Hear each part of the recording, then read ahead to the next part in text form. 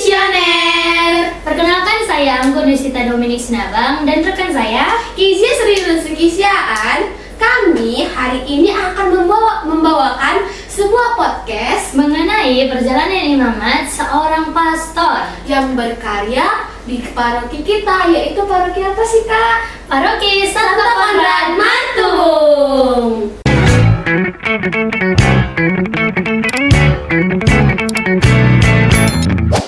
Kalian pasti kenal dong pastornya. Oh pasti dong, masa sih nggak kenal? Kalau gitu Kak, coba deh sebutin ciri-cirinya. Oh, ciri-ciri pastor ini ganteng, tinggi, baik lagi. Dan satu lagi Kak yang paling Apa tuh? penting, pastor ini orangnya bijaksana loh. Oh iya, Siapa lagi? kira-kira? Siapa lagi ya? kalau bukan Pastor Martin Nure SPD. Halo Pastor. Selamat sore. Sore Pastor. Selamat datang di podcast kami. Tahu nggak teman-teman kenapa Pastor Martin diundang hari ini? Kira-kira kenapa ya Kak? Karena Pastor Martin akan mengadakan pesta perak imamatnya yang ke-25. Tapi sudah begitu lama ya Pastor menjadi seorang imam? Iya dong, udah 25 tahun. Kira-kira susah nggak sih Pastor menjadi seorang imam? Oh, susah sekali. Perjuangannya? Susah dan lama sekali. Wih. Ya, perjuangannya lumayan panjang dan lama. Harus melewati rintangan-rintangan, tantangan-tantangan, entah datang dari keluarga, datang dari teman-teman maupun lingkungan di sekitar. Berarti harus tahan ya imannya Harus Pastor. tahan. Pastor. Harus tahan dan kuat. Ya. Pastor kan udah 25 tahun nih menjadi Ya. imam. Udah di paroki mana aja sih Pastor bertugas? Oh, setelah ditabiskan jadi imam, saya ditempatkan di Provinsi SPD Jawa. Oh, jauh ya Pastor. Jadi di Indonesia ini SPD berkarya di 4 provinsi. Apa aja tuh, Pastor? Satu Provinsi SPD Timur, Timur. Provinsi SPD Flores, Ende, Provinsi SPD Flores, Ruteng, dan Provinsi SPD Jawa. Oh. Jadi saya waktu itu memilih untuk berkarya di Provinsi SPD Jawa. Oh, Jadi iya. tempat pertama itu sebenarnya langsung ke Kalimantan. Tapi sebelum ke Kalimantan saya menggantikan seorang pastor yang kebetulan waktu itu cuti. Maka saya gantikan pastor itu selama 3 bulan di paroki Salib Suci Tropodo, Surabaya. Oh di Itu 3 Surabaya. bulan.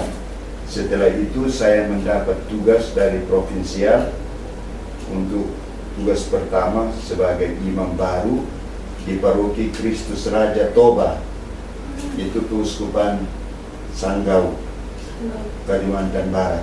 Oh, Kalimantan Barat. Itu selama 3,5 tahun. Setelah itu karena terpilih menjadi rektor, akhirnya saya harus pindah ke pusat rektorat waktu itu di Tayan. Maka saya di paroki Santo Canisius Tayan itu selama 3,5 tahun. Nah, 3,5 tahun. Setelah itu tempat lain adalah yang terakhir di sini. Jadi mulai 2007 sampai sekarang saya berada di paroki Santo Konrad Mantung. Wah, keren Pastor. Berarti sudah 25 tahun ya Kalau perjalanan di sini pastor. sudah 17 tahun. Ya, sudah berarti 17 tahun. 25 tahun perjalanan pastor menjadi Ya, seorang imam. Sudah 25 tahun. Kira-kira tanggal berapa sih pastor ditahbiskan menjadi seorang imam?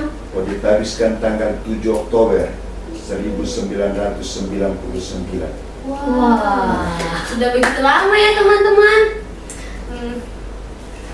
Kalau boleh tahu Pastor, motivasinya itu apa sih menjadi seorang imam? Ya, memang motivasi menjadi seorang imam itu untuk melayani umat. Tidak ada yang lain-lain. Ya, untuk pelayanan pewartaan sabda Allah. Nah, itu motivasinya. Ya. Berarti pastor ingin menjadi seorang imam karena keinginan diri sendiri atau keluarga ataupun karena memang ada disuruh gitu entah sama siapa. Keinginan diri sendiri. Kalau keluarga tidak mendukung waktu itu, khususnya mama saya. Ya, mama saya tidak mau waktu itu saya jadi imam karena abang saya sudah masuk seminari dan dia jadi imam lebih dulu. Nah, maka mama waktu itu agak agak sedikit keberatan, dia katakan kamu tidak usah. Nah, tapi dalam perjalanan selanjutnya mama akhirnya dukung, dia menyatakan dukungannya untuk menjadi imam. Tapi catatan yang penting adalah jangan keluar negeri, tapi harus di Indonesia. Cukup di Karena luar. abang saya waktu itu kan jadi misionaris di Chile, Oh, nah, di Amerika Latin, di Chile. Wow. Makanya orang tua agak keberatan, khususnya mama. Sedangkan bapak sudah meninggal lebih dulu sehingga dia tidak, dia hanya mendukung. Kalau yang lain-lain, adik kakak tidak, mereka tetap mendukung. Wow. apa sih yang pastor lakukan kayak kenapa Mama pastor bisa mengizinkan pastor menjadi seorang imam, kayak hatinya luluh gitu? Oh, ya waktu itu karena memang dia paksa terus-menerus untuk saya tinggalkan seminari, saya tidak mau. Saya katakan apapun yang saya jalani sekarang, saya akan terus jalani. Jadi komitmen saya untuk menjawab panggilan Tuhan itulah yang membuat mama saya akhirnya dulu. Ya, ya. Kalau boleh tahu pastor berapa bersaudara sih pastor? Kami 9 bersaudara. Wih, banyak ya pastor. Ya, saya anak ketujuh. Oh, anak ketujuh. Dari 9 bersaudara. Ya. Jadi yang sudah menjadi imam terlebih dahulu itu anak yang keberapa pastor? Anak kelima. Anak kelima. Jadi yang dari imam dalam keluarga itu anak kelima dan ketujuh. Ya. Oh, kalau boleh tahu tahap-tahap menjadi imam itu gimana sih pastor? Oh, tahap-tahap menjadi imam itu panjang sekali. Ya harus mulai dari SD kan? Iya. SD. Harus. Tamat, ya masuk SMP. Setelah itu ya tahap pertama itu harus masuk seminari. Nah, dan waktu itu saya seminari menengah 4 tahun di Atambua, seminari menengah Santa Maria Immaculata Lalian di Atambua itu 4 tahun. Setelah tamat seminari, kita lamar untuk menjadi imam dan saya diterima di Kongregasi Serikat Sabda SPD dan saya masuk novisiat. Novisiatnya itu 2 tahun. Ya, novisiat 2 tahun. Novisiat pertama itu di Timor, Atambua, novisiat kedua di Ledelero, Flores, Maumere. Ya. Setelah itu kuliah 4 tahun untuk 4 tahun filsafat. Dan setelah kuliah 4 tahun filsafat, S1 dapat gelar S1, saya top tahun pastoral. Ya. Tahun orientasi pastoral 1 tahun. 1 tahun.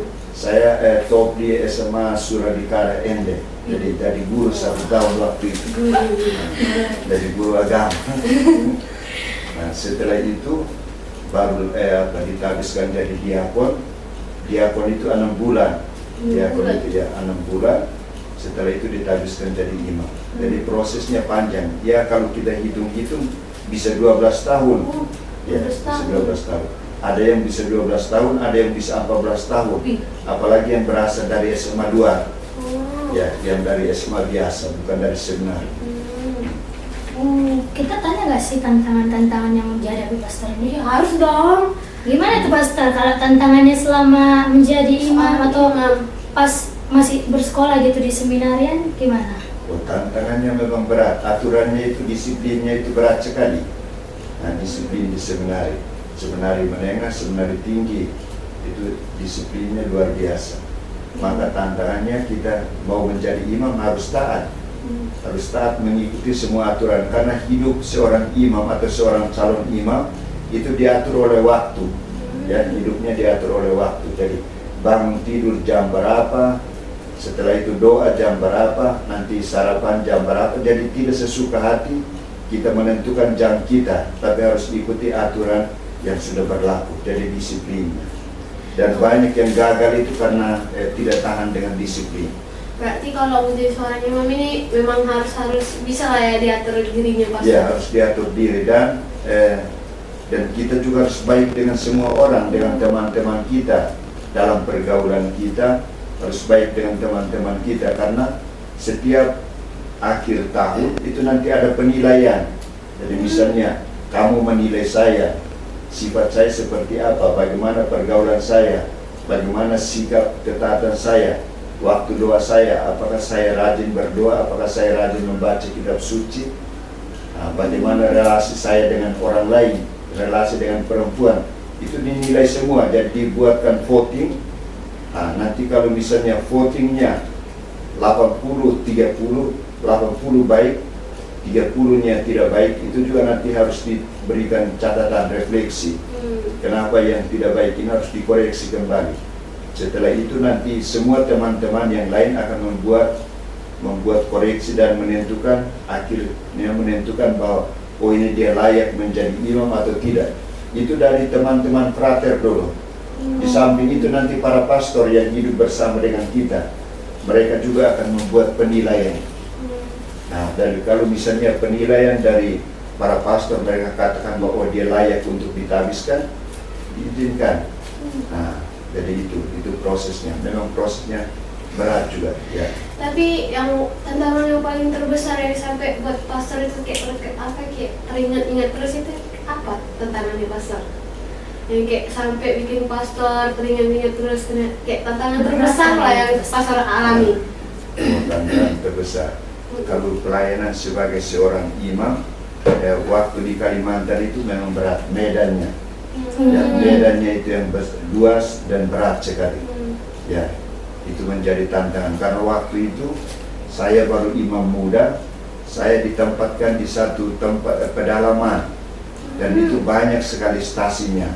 Saya hanya dibantu seorang bruder, jadi saya harus berusaha berjuang sebagaimana mungkin supaya dapat melayani umat secara baik. Maka lebih banyak belanglang buana di stasi-stasi untuk mengunjungi umat daripada tinggal di pastoran, ya.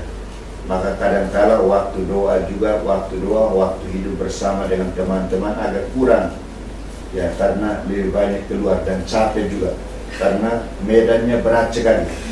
Harus hanya bisa dilewati dengan air, itu pakai speedboat dan juga dengan sepeda motor, ya, sepeda motor, dan jalannya jauh sekali.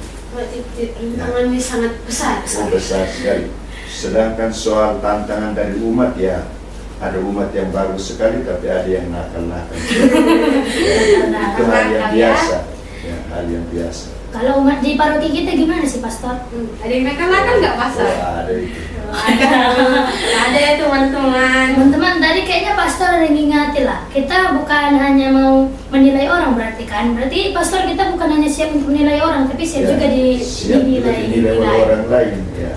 Begitu. Sama juga nanti kamu bisa saling menilai. Itu disebut koreksi fraterna, ya, koreksi di antara kita, di antara teman.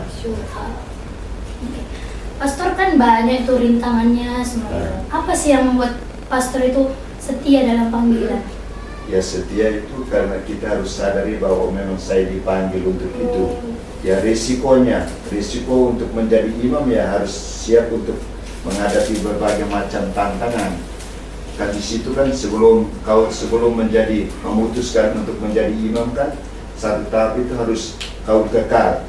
Nah, dalam kaul kekal itu kan kita ungkapkan tiga kaul ketaatan, kaul kemurnian, dan kaul kemiskinan. Ya, salah satu supaya kita bisa tahan terhadap semua tantangan itu adalah kaul ketaatan kita, bagaimana kita taat melaksanakan semuanya. Begitu. Itu bagaimana sih Pastor memandang peran Pastor dalam membimbing dan mendukung jemaat Pastor? Ya, seorang imam kan setelah ditabiskan kan dia ketika ditempatkan di tengah-tengah umat, ya dia menjadi gembala, ya, dia menjadi gembala, ya, maka dia harus siap sedia untuk menuntun. Maka seorang gembala dia harus baik, dia harus bijaksana, dia harus komitmen dalam tugas kegembalaannya.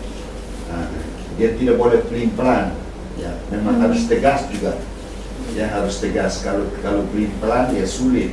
Nanti bisa diatur oleh domba-domba. Ya, maka dia harus ada pegangan yang khusus, dan harus komitmen dengan aturan yang berlaku. Aturan yang berlaku. Karena apalagi kita bekerja ditempatkan dan bekerja di satu keuskupan. Keuskupan ini kan ada aturan mainnya. Maka seorang pastor di tengah umatnya dia harus menerapkan dan melaksanakan amanat dari Bapak Uskup, melaksanakan semua aturan-aturan yang ditetapkan oleh keuskupan itu dan melaksanakan bersama dengan umatnya, maka dia harus menjadi gembala yang baik di tengah umatnya. Oh, berarti kalau seperti misalnya kita mau ngambil keputusan nggak boleh ragu kayak pertama dia bilangnya A tapi tiba-tiba dijalankan B, nggak boleh gitu Pastor. Oh, keputusan kan harus diputuskan secara bersama, Oh, karena ada misalnya musyawarah. seorang pastor ini kan ditempatkan di paroki ini. Di paroki ini kan ada dewannya kan, Iya, ada. Nah, dewan pastoral. Nah, Jadi dewan harus pastoral di sinilah duduk bersama dengan mereka, kita tetapkan apa yang menjadi situasi kebutuhan di paroki ini, kita laksanakan secara bersama. Nah, itu. Oh. Jadi Pastor, kalau misalnya ada di satu malam, mungkin kan biasa orang kayak merenung itu malam mau tidur gitu kan Iya. Pastor. Itu ada nggak sih kayak berpikir kayak aduh capek kali, kayak lelah jadi pastor gitu gimana? Atau Ya enggak? memang ada saat-saat Ada. itu lelah juga kan. Ada. Nah, jadi semua pastor itu termasuk saya kan bukan manusia yang sempurna Iya, kan. Pastor. Nah, termasuk juga Yesus. Jadi harus ada waktu-waktu kesempatan untuk bisa menenangkan diri. Maka setiap pastor setiap tahun diberi kesempatan untuk melaksanakan retret, entah retret pribadi atau retret bersama. Di keuskupan ini juga ada. Nah, di keuskupan ini juga ada setiap tahun ada pembaharuan, ya pembaharuan komitmen janji imamat di hadapan Bapak Uskup. Maka Bapak Uskup bersama dengan para imam kumpul bersama, buat rekoleksi bersama, menimba kekuatan baru. Nah, jadi supaya nanti apa yang kurang dalam diri bisa diisi kembali. Nah, di komunitas-komunitas juga ada kesempatan untuk duduk bersama, untuk berdoa bersama, merayakan Ekaristi bersama. Nah, di situ semua. Jadi kebersamaan itu kadang membantu kita untuk bisa menguatkan panggilan kita, menguatkan tugas pelayanan kita. Kalau boleh tahu Pastor, saat yang paling membuat Pastor itu terpuruk itu apa ya Pastor? Dalam Pastor menjalani panggilan itu. Kalau boleh ceritakan dong Pastor, kami kepo ini. Ya, memang saya sejak kecil memang tidak biasa sakit dan sakit berat itu hanya 2 kali. Waktu di Kalimantan itu kena malaria, Malaria. demam berdarah. Dan disitulah saya mengalami infus pertama, ya masuk di rumah sakit dan akhirnya diinfus, dirawat di rumah sakit 1 minggu. Nah, itu pengalaman saya rasa bahwa ini sungguh sangat menderita. Pengalaman yang kedua itu yang akhir November kemarin, stroke sampai saat ini kan masih dalam pemulihan. Itu saya rasa bahwa memang macam tidak ada gunanya, tidak ada artinya, karena dari situasi yang semangat bisa melaksanakan apa saja akhirnya direm. Nah, ini saya merasa bahwa ini mungkin saat dari Tuhan untuk memberhentikan saya dulu aktivitasnya dan melakukan hal-hal yang lebih dekat dengan Dia. Ini mungkin satu jalan juga. Ya. Tuhan membuat kayak gitu mungkin biar Pastor ada dulu waktu istirahatnya, nggak Waktu digas semua, istirahatnya. nggak digas semua aktivitas itu. Ya. Biar ada waktu istirahatnya. Dulu ya kan. Jadi Pastor, kan ini setiap pastor pasti ada retreat bersama kan Pastor. Ya. Ada nggak sih Pastor waktu-waktu kayak satu pastor dengan pastor ini tuh dia mana aja nggak ada ngobrol gitu. Iya. Oh, kalau model itu ya ada kasus-kasus tertentu ada. Oh, kasus ya. Ada Kasus. kasus tertentu ada. Tapi itu juga tergantung dari setiap orang. Apakah dia mau dendam atau tidak. Ya, tapi bisa ada solusi kan, tidak selamanya harus seperti itu. Ya. Jadi jangan bilang oh ini dia sudah jadi pastor, oh semuanya baik. Selalu ada konflik juga ada. Konflik juga ada. Ya. Konflik yang antara, tapi semua akhirnya diselesaikan. Ya. Semuanya ada solusinya. Ada solusi, harus diselesaikan. Berarti sama Pastor menjalani panggilan itu pasti ada suka dan dukanya kan Pastor. Ya. Kalau boleh tahu suka dan dukanya itu apa aja Pastor? Ya, sukanya lebih banyak daripada dukanya. Bagus itu Pastor. Ya, Sukanya karena pastor ini kan bukan menjadi pastor seorang diri, tapi menjadi pastor semua. Ya, jadi bisa masuk ke semua. Masuk ke anak-anak bisa, masuk ke OMK juga bisa, masuk ke orang tua juga bisa, masuk ke bapak-bapak bisa, masuk ke keluarga ini ibu-ibu juga bisa, opung-opung juga bisa. Jadi semua, dan semua orang menganggap ini pastor ini adalah saudaranya. Jadi itu sukanya. Setelah itu suka yang lain, mendapat banyak dukungan dari umat. Jadi umat itu yang sungguh menentukan kita siap untuk melaksanakan tugas tanggung jawab secara baik. Ya, saya merasa bahwa saya lama sekali di sini. Ya, itu juga karena dukungan dari umat. Itu sukanya. Setelah itu apa yang diprogramkan bersama oleh DPP itu ditanggapi dengan baik oleh umat sehingga dilaksanakan di paroki ini. Nah, itu juga sukanya, ya. Yang menjadi dukanya itu kadang-kala kalau misalnya banyak tugas tanggung jawab tetapi tidak ada dapat dukungan dari teman-teman yang lain, itu juga menjadi duka. Atau kegagalan dalam mewujudkan apa yang menjadi impian bersama. Kadang juga bisa kalau misalnya ada tawaran-tawaran seperti ini tapi tidak ada tanggapan dari umat, itu juga bisa menjadi suasana duka, ya. Jadi bagus lah ya pastor, kalau saya menjadi seorang imam itu harus lebih banyak sukanya daripada dukanya. Ya. Jadi pastor kan sebagai manusia biasa pasti ada suka, ada duka. Jadi ada orang bilang kalau seorang pastor itu nggak pernah marah katanya. Orang-orang di luar sana kayak, pastor itu baik, mana ada pastor yang marah, dibilang gitu. Itu benar pastor? Ya, harus marah juga. Harus Yesus akan marah dia. Ada saat Kalau kita misalnya ada yang tidak disiplin, ada yang tidak taat, apalagi di suasana di gereja kan, kalau ribut di gereja ya model Yesus usir ini usir ini para penjual di dalam sinagoga itu karena memang mereka tidak gunakan secara baik kan. Ya, maka kadang-kadang memang kita harus usahakan supaya di umat tahu atau kita semua tahu bahwa ini saat ini kita berdoa, saat ini kita bermain, saat ini kita berekreasi. Nah, maka kalau berdoa memang harus suasana tenang, damai, ini harus tercipta. Jadi saya sebenarnya tidak terlalu suka kalau misalnya di gereja, ada hiruk pikuk, orang tidak gunakan gereja secara baik. Nah, dan kadang-kadang pastornya marah itu karena aturan yang diberlakukan tidak dilaksanakan, tidak ditanggapi. Jadi banyak sekali tuntutan umat, tapi ketika mau melaksanakan apa yang mau dituntut itu kadang-kadang tidak setia. Ya, kadang-kadang biarpun pastor yang begitu baik, tapi kalau sudah hilang emosinya ya pasti akan marah di situ. Iya.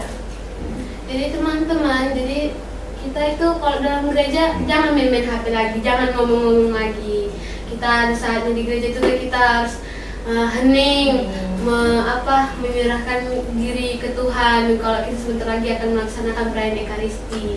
Jadi di gereja itu kita nggak boleh melakukan hal-hal sesuka hati kita. Kita harus mengikuti aturan yang ada. Karena di setiap kegiatan pasti ada aturan kan. Nggak mungkin kita semena-mena kayak ada kegiatan retret kita disuruh kesini kita malah ke sana. Jadi pembina kita kan akan marah. Sama halnya juga dengan di rumah kan. Ya, di rumah kalau misalnya anak-anak tidak taat, tidak disiplin, disuruh orang tua tidak ikut, pasti orang tua akan marah kan. Ya, karena apa? Karena pastor itu kan gembala untuk semua, bapak untuk apa kan? Untuk umatnya.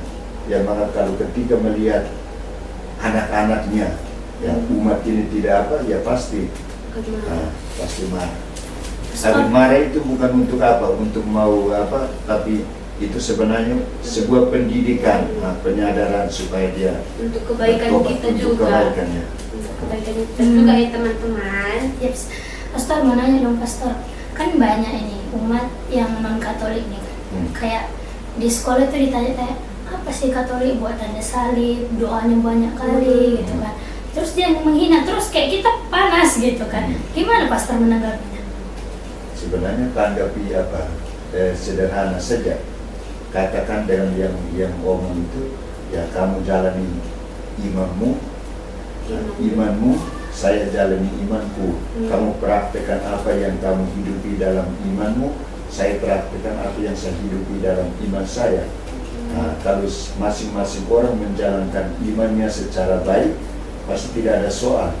Tetapi kalau tidak jalankan imannya secara baik, pasti soal. Maka Yesus katakan hati-hati terhadap nabi-nabi palsu. Nabi-nabi palsu. Maka kalau yang itu kadang-kadang nabi-nabi palsu yang hadir untuk menggoda, untuk menggoncang iman kita, maka tidak usah hiraukan mereka. Nah, kita dengan bijaksana harus hadapi mereka, karena semakin banyak berdialog atau bersoal tentang agama, tidak akan selesai. Karena masing-masing orang yang memiliki agamanya akan beda-beda pandangannya, tidak akan dipaksa untuk mengerti apa yang kita imani. Jadi kalau misalnya kita pastor, misalnya sobat-sobat misioner ini di sekolahnya ditanya, kalian kenapa sih umat Katolik menyembah Bunda Maria? Ini kan Tuhannya kan Tuhan kita kan Tuhan Yesus. Kalian kok menyembah sih Bunda Maria? Jadi ketika sobat-sobat misioner ini bingung, apa yang harus dijawab pastor? Bilang kami bukan menyembah Bunda Maria, tapi kami menghormati. Maria dipilih oleh Tuhan, dipilih oleh Allah untuk menjadi ibu Tuhan Yesus. Jadi sebagai ibu Tuhan Yesus inilah yang kami hormati, bukan kami sembah. Karena Allah kita kan hanya satu kan. Nah, Tapi banyak ya. Kita hormati itu karena dia seorang ibu Tuhan. Nah, karena Yesus Kristus kita hormati Bunda Maria, bukan karena siapa-siapa. Karena Yesus, kesediaan Bunda Maria untuk menerima Yesus, itulah yang kita hormati. Sama aja dengan kita menghormati bendera kan, hormat terhadap bendera. Nah, bendera itu karena ada apa di belakang situ kan.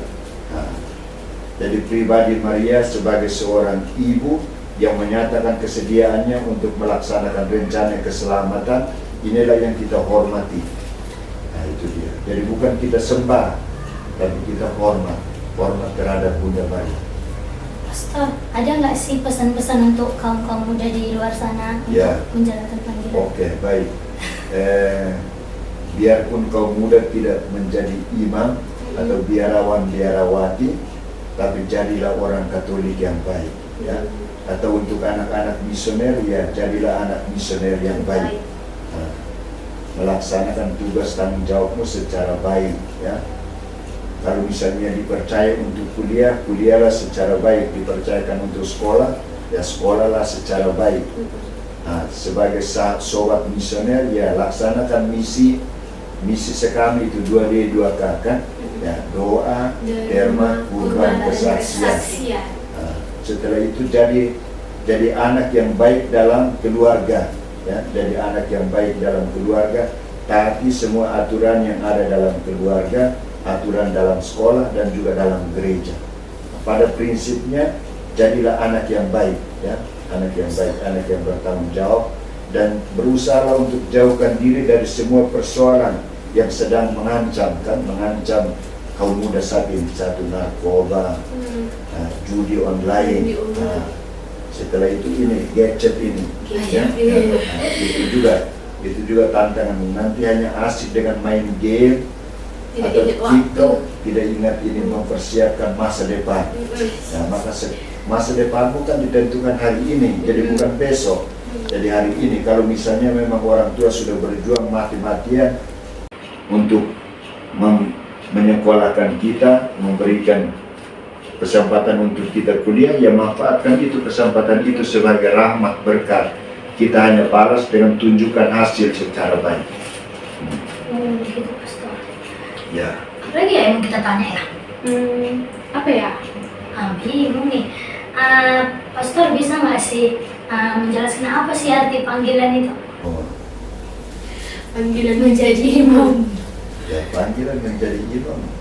Ya, seorang menyatakan kesediaannya, kerelaannya untuk menjawab panggilan Tuhan. Nah, untuk menjawab panggilan Tuhan dan melaksanakan amanat Tuhan. Ya, amanat Tuhan itu siap untuk diutus kemana saja. Setelah itu siap mengorbankan dirinya untuk melayani umat, melayani Allah. Nah, panggilan. Ya. Kalau Jadi panggilan ini kan banyak kan? Banyak. Nah, panggilan, ada panggilan khusus itu panggilan menjadi imam, biarawan, biarawati. Panggilan umum itu kita semua menjadi imam, nabi dan raja. Panggilan menjadi suami istri, nah itu juga panggilan. Jadi bukan hanya ini apa, suami istri juga panggilan. Jadi nanti kamu menikah, kamu juga dipanggil, ya, dipanggil untuk dipersatukan. Maka sebuah panggilan selalu dituntut dengan sebuah janji. Nah, janji, misalnya suami istri berjanji ketika sakramen perkawinan kan, ketika mereka menikah, mereka berjanji. Seorang imam atau biarawan biarawati berjanji ketika dia berkaul. Ada kaul sementara, ada kaul kekal. Berarti kalau sudah berjanji itu berarti tak Harus boleh dilanggar. Iya, harus dilaksanakan. Harus dilaksanakan dengan Harus baik. dilaksanakan dengan sungguh-sungguh. Atau seorang ini anak misioner, dia juga berjanji kan, berjanji untuk setia melaksanakan tugas tanggung jawabnya, menjadi anak yang baik, seorang pendoa, seorang penderma, memberikan sikapnya melalui pengorbanannya dan siap untuk menjadi saksi di mana saja. Itu juga janji. Berarti kita menjadi anak sekami ini nggak sembarangan dong ya? Iya dong, kita Oh, itu tidak sembarangan, itu juga panggilan. Ya. panggilan ini. Menjadi menjadi dekat bagi semua orang gitu Ya. Ustaz ya. Jadi apalagi nih, ada nggak yang mau dibilang lagi kakak? Aku pun bingung kak.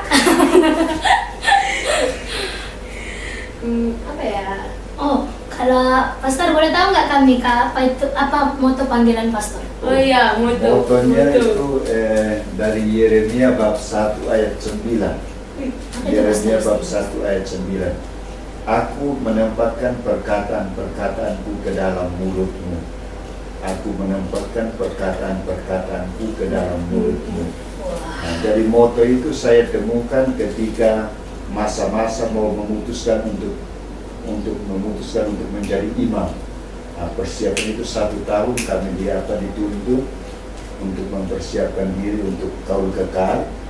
Disitulah dalam proses itu saya akhirnya tertarik dengan panggilan Yeremia. Dan saya temukan itu, rupanya saya mau memutuskan untuk menjadi imam. Tugas menjadi seorang imam adalah mewartakan sabda Allah. Jadi tugas pewartaan sabda Allah ini bukan tugas saya, tetapi tugas dari Tuhan Allah. Maka saya punya tertarik dengan ayat itu. Aku ini Tuhan menempatkan itu, Tuhan yang menempatkan sabdanya ke mulut saya, sehingga saya harus wartakan itu. Maka dalam tugas pelayanan menjadi seorang imam, tugas saya adalah mewartakan sabda Allah. Dan itu saya wujudkan, ya, saya wujudkan. Kak Keisha kan dibilang pastor tadi, misioner itu menjadi pendoa, menjadi berkat, penderma gitu. Kayaknya ada lagunya dong Kak Keisha. Oh lagi yang Ya. 2D2K itu. Bukan yang itu kakak. Jadi Yang salam misioner. salam. Doaku padamu, salam misioner, salam dermaku padamu. Satu lagi apa tadi? Salam misioner, salam cintaku padamu, salam, salam, salam misioner. Oke pastor, kayaknya udah selesai deh bincang-bincang kita ya? Udah deh kayaknya. Semua pertanyaannya udah dijawab Udah dijawab. baik. Terus kita udah mengerti apa Iya. yang aturan kita nggak tahu, sekarang kita tahu. Ya walaupun nanti kita nggak jadi suster mungkin ya. Jadi kita tahu lah kayak mana perjalanan seorang ini gitu. Pastor, terima kasih banyak untuk waktu bincang-bincang bersama kami hari ini. Selamat provisiat untuk Pesta Perak 25 tahun ini. Kira-kira di mana sih pastor? Pesta Peraknya? Perayaan Pesta Perak nanti di kampung halaman. Di Oh. Napan. Napan. Ya, Keva Menanuk, Timur Tengah Utara, Timur, Oh. Nusa Tenggara Timur, ya Nusa Tenggara Timur. Berarti nanti beberapa minggu ke depan pastor nggak di sini lah Tanggal ya? 3, tanggal 3 Oktober saya ke sana. Oh ke sana. Ya. Berarti Tanggal 7 perayaannya. tanggal 7. Nah. Berarti beberapa Kita minggu. ucapin ya? Tunggu, berarti beberapa minggu kemudian pastor nggak di sini dong? 3 minggu, 3 Tiga minggu minggu? tidak ke Wih, sini. lama juga ya, Mas. 25 baru akan kembali ke sini. 25 Oktober. Nikmati liburan bersama keluarga setelah sekian lama. Asik. Mereka sudah menunggu di sana. Sudah dalam kangen sama pastor. Keluarga kangen di sana berarti kita balikan dong. Kita yang kangen sama pastor nanti. Iya. Oke, kita bilang dulu ya pesan selamatnya untuk pastor. Iya. Provisiat pastor untuk pesta perak 25 tahun perjalanan Oke, imamatnya. terima kasih. Semoga Sehat-sehat terus, sehat. pastor. Penyakit Apa sakitnya udah sembuh nanti. Bukan sama Tuhan. Waktu masa pengobatannya dilancarkan terus. Doakan supaya kami tetap setia kan? Amin. Iya, pastor. Pasti, Pasti, Setia pastor. menjadi pastor sampai mati.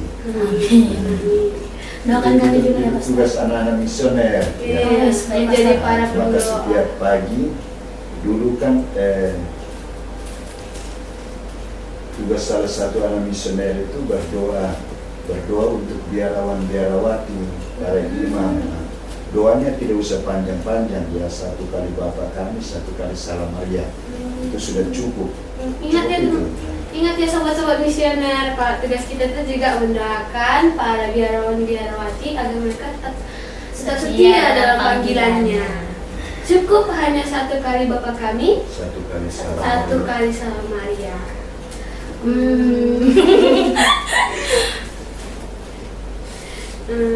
Oh ya. Apa lagi kita mau bilang ya? Pastor juga doakan kami bersekolah kami lancar-lancar ya pastor. Oke, itu pasti karena setiap pagi kan ada perayaan Ekaristi.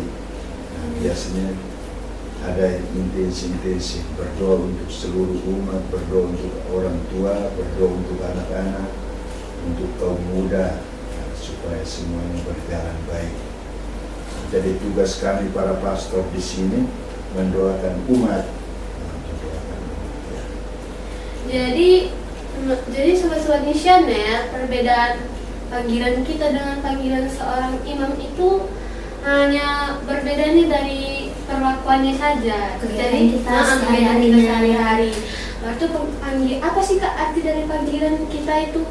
Oh, kita lihat dulu di sini ya. Saya pun lupa jadinya. Panggilan kita adalah apa yang Tuhan panggil kita untuk lakukan dalam hidup kita. Setiap orang dipanggil oleh Tuhan untuk mengenal, mencintai, dan melayani Tuhan. Jadi Gitu Kak.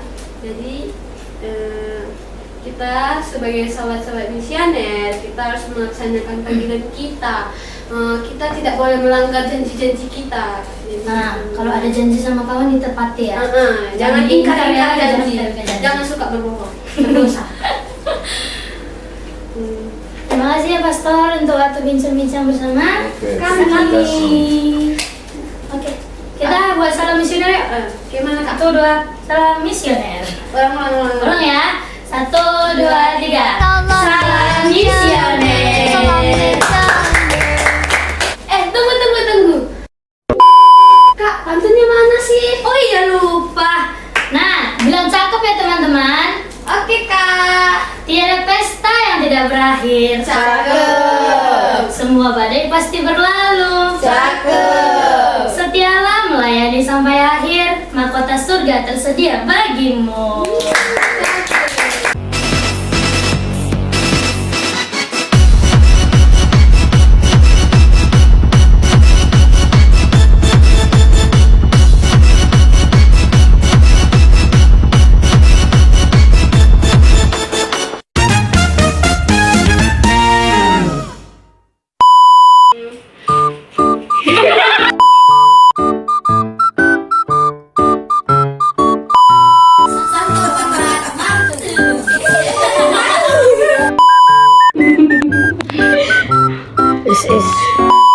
Di awal kan bisa bersahabat. Ini ceritanya kan Oh, mak ngeri kalian ya. Tadi tiga Edo. Tadi dimatiin si kawan ini, Boy. Matiin. Ini nggak tahu punya siapa, yang penting kami ambil. Perkenalkan namanya.